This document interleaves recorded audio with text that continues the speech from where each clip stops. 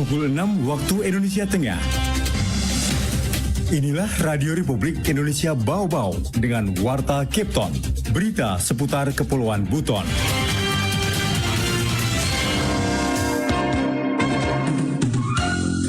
Yang sangat kecil ini ada di Kelurahan Kolese, baru 36 bidang.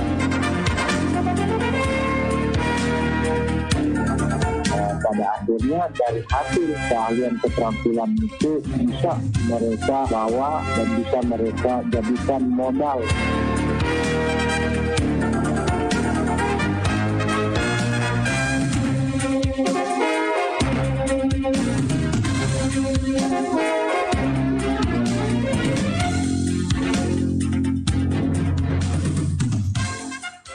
Selamat pagi.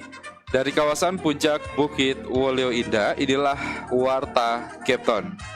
Kami sampaikan pokok-pokok berita. Realisasi program PTSL di Kelurahan Kolese dan Kadolokatapi, Kota Bau-Bau masih rendah. Lapas Bau-Bau kolaborasi BLK, latih belasan warga binaan perempuan, ikuti pelatihan kecantikan. Inilah Warta Cape Town selengkapnya hari ini Senin 31 Juli 2023 bersama saya Laode Muhammad Syahribul.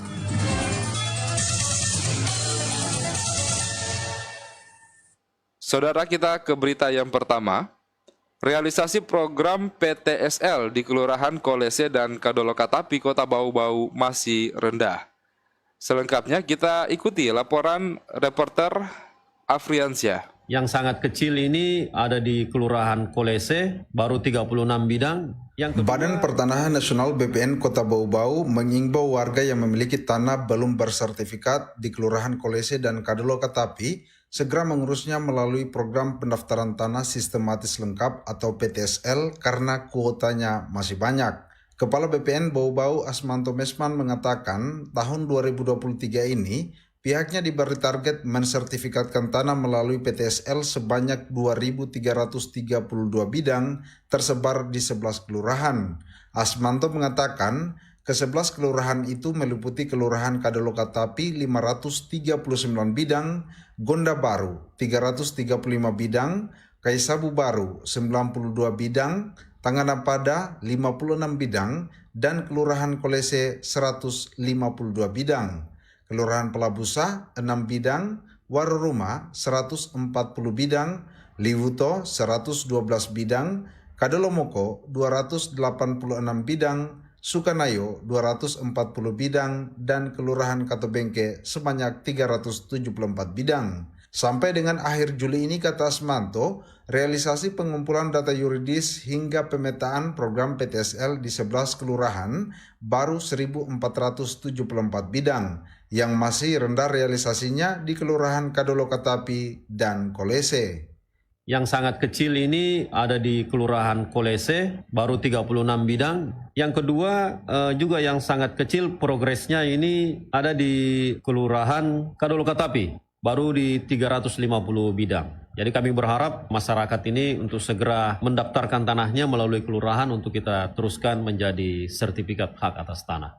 Asmanto menyebutkan syarat ikut program PTSL adalah KTP, kartu keluarga, bidang tanah sudah terpasang tanda batas, dan memiliki NJOP PBB tahun berjalan, serta alas hak tanah. Dikatakan alas hak tanah terbagi 3 jenis. Pertama, jika tanah dikuasai dari hasil jual beli, maka harus ada surat pernyataan pengalihan penguasaan dengan kompensasi. Kedua, lanjut Asmanto, jika tanah dikuasai adalah pemberian, maka harus ada surat keterangan hibah yang diterbitkan pemerintah kelurahan setempat.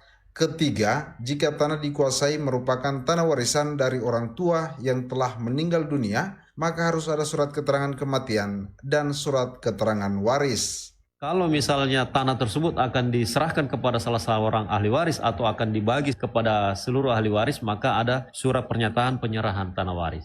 Asmanto mengatakan apabila tanah dikuasai bukan dari hasil jual beli, hibah maupun waris, maka cukup dibuat surat keterangan penguasaan fisik bidang tanah.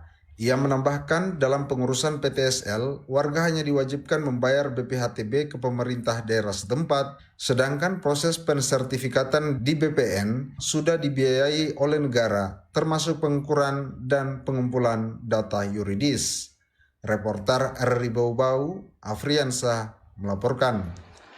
Dinas Pendidikan dan Kebudayaan Dikbud Provinsi Sulawesi Tenggara akan melibatkan ribuan pelajar tingkat SMA SMK se-Sulawesi Tenggara untuk membentangkan bendera merah putih sepanjang 17 km.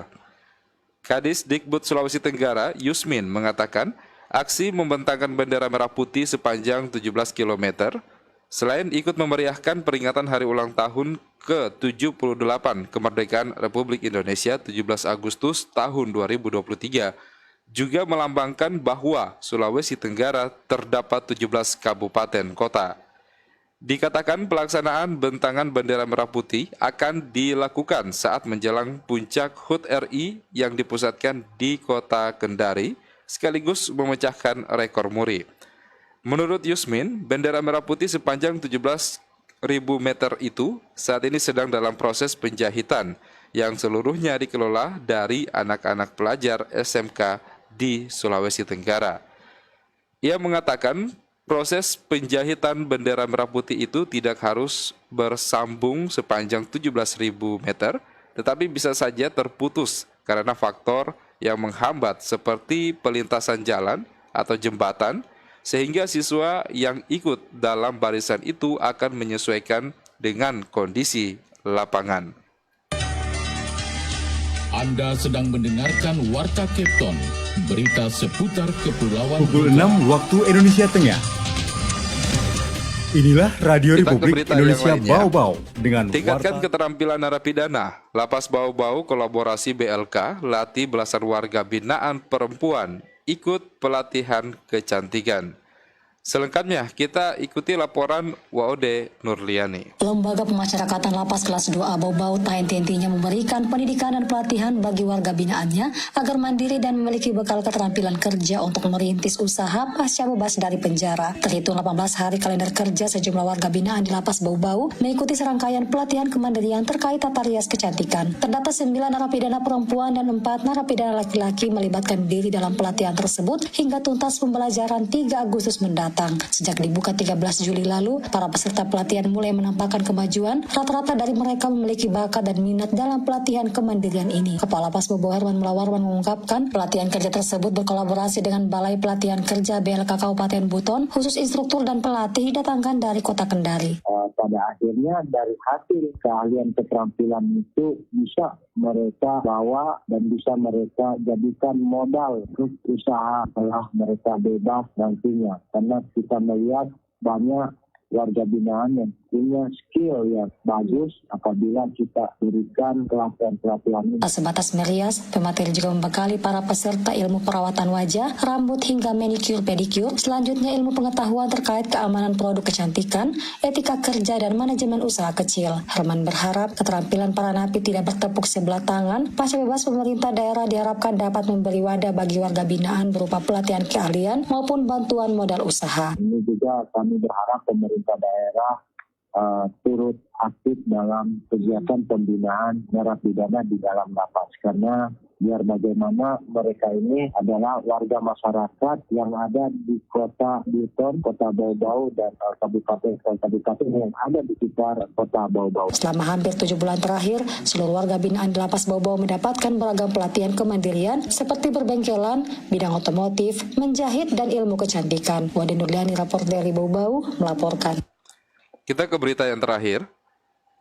Petinju Putri Sulawesi Tenggara Irawati Rumbia berhasil merebut tiket menuju PON 21 Aceh dan Sumatera Utara 2023. Irawati meraih medali perak di kelas 60-63 kg putri pada event Prapon cabang olahraga tinju yang berlangsung di Makassar, Sulawesi Selatan kemarin. Di partai final, Irawati Rumbia hanya mampu merebut medali perak setelah dikalahkan petinju asal Jawa Barat, Ildawati, dengan kekalahan angka. Pelatih tim tinju Sulawesi Tenggara, Azainaludin, mengatakan permainan Irawati Rumbia di babak final sudah maksimal. Hanya saja penampilan lawan masih lebih baik. Azainaludin menambahkan kekalahan di babak final itu menjadi bahan evaluasi nantinya untuk mempersiapkan Irawati menuju PON 21 di Aceh dan Sumatera Utara 2024 mendatang.